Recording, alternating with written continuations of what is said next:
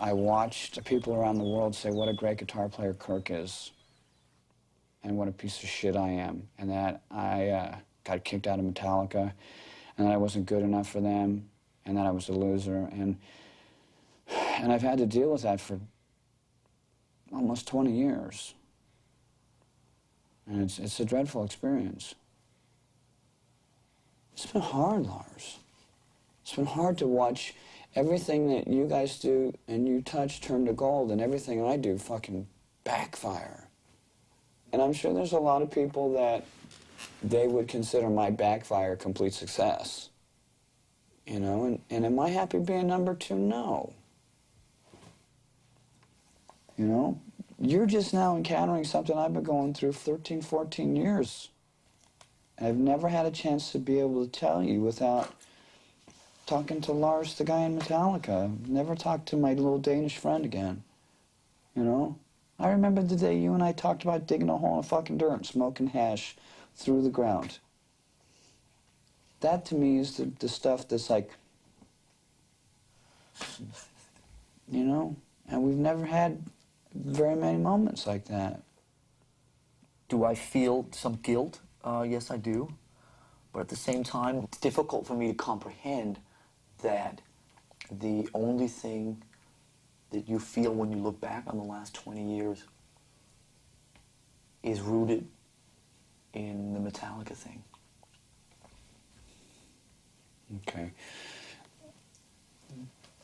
Have you ever thought what I've been through? I think I've had an awareness of the pain I caused you. That's not what I said. Okay. Do you have any idea of what I put you through? No. What I went through. I mean, people hate me because of you. You know, I walk down the street and I hear some piece of shit say, Metallica at me, and they do that to taunt me. I mean, when I would hear Metallica on the radio, I would be like, God, I have to turn this off because I just keep thinking, I fucked up. Right.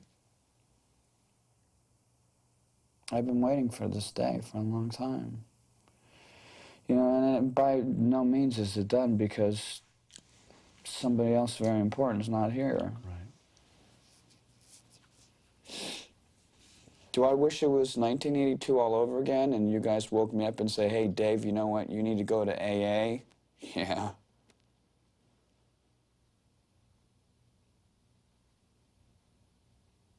I'd give anything for that chance.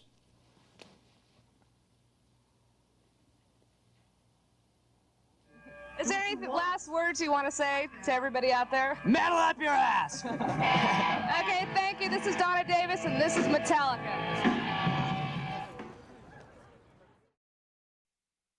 It's difficult for me to comprehend that the only thing that you feel when you look back on the last 20 years is rooted in the Metallica thing. Okay. I'll explain in as simple terms as I can, not to stultify you, but to just make it really easy. I had nothing, then I had everything, then I had nothing again. And it was okay going from nothing to everything to nothing, but then having someone stand on the back of my head and keep me underwater made it even harder for me. I've been erased from any involvement. The quotes that I was never meant to be in here anyways, I was just filling a spot, I was just a temporary guy, I was a fucking loser and a drunk, I got kicked out. All the horrible things that were said immediately after my firing. I agree, I should have been fired because I was dangerous because of my disease. But watching for so many years, the band continue to become successful and successful and successful, and us to never address, you know, the way that I was let go. My God, Lars, you guys woke me up and said, you know what, you're out. And I asked you, what, no warning? I said, no second chance? And you guys said, no, go. Good God, man, I didn't get a chance. And I've lived, and yeah, maybe for some people, you know, 18 years is a long time. For me, it seems like yesterday. I woke up and I look up and I see the guys that I love, that are my extended family. Gotta remember, all I had was my mom. All I had was you and James. We had dreams together, and I sold everything to join that dream. And then it ended.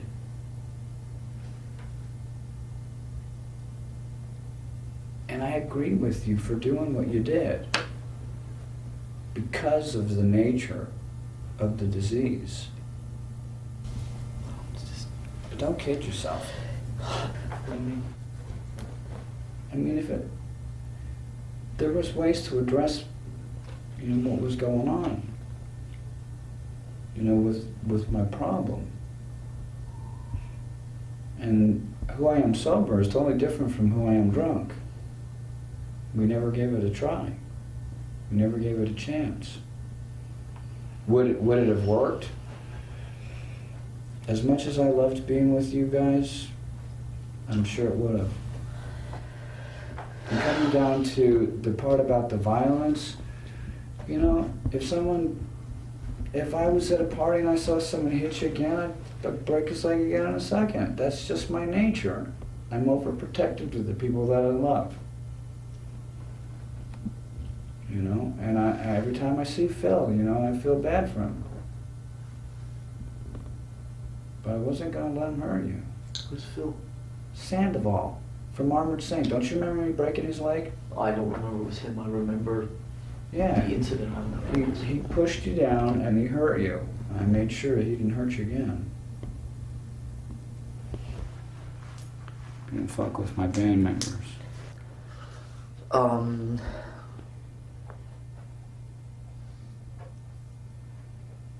I had this clear vision, which I don't know if I've ever told you, but the night where we decided to let you go, a couple of days before we let you go, and we played some show, and me and you were just sitting there, and I think we were smoking some pot and being very mellow, and I just remember I had this clear vision of just being overwhelmed with sadness and emotion about what was about to go down literally like 8 hours after that.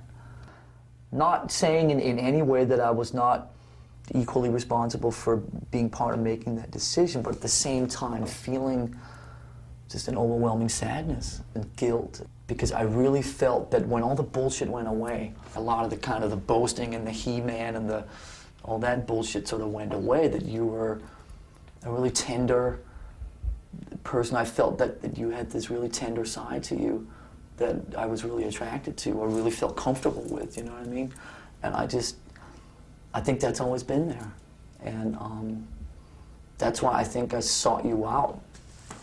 I'm not mad at you, Lars. I know you're not. And I don't want anything from anybody. I still have my dreams. I'm glad that James is getting help. I really am. I wish that James was here. I wish Cliff was here.